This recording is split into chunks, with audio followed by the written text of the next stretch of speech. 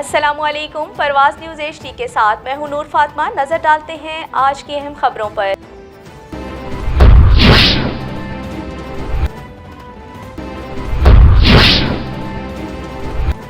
Top ڈس able assessment board تحصیل نورپور تھل کا اجلاس medical superintendent THQ اسپتال سرجن ڈاکٹر امیر عمر کی زیر صدارت منعقد ہوا، جس میں تحصیل بورڈ کے تمام ممبران نے بھرپور شرکت کی۔ اس حوالے سے ہمارے ڈویژنل بیورو چیف راجہ نور الہی عاطف کی رپورٹ۔ ڈس ایبل اسسمنٹ بورڈ تحصیل نورپور تھل کی میٹنگ میڈیکل سپرنٹینڈنٹ تحصیل ہیڈ کوارٹر اسپتال نورپور تھل سرجن ڈاکٹر امیر عمر کی زیر صدارت منعقد ہوئی، جس میں بورڈ اعضاء کے ممبران، social welfare officer madam Samina Raja, child specialist doctor Seema Bashir Jamal اور ڈاکٹر کلیم عباس کرمانی نے شرکت کی۔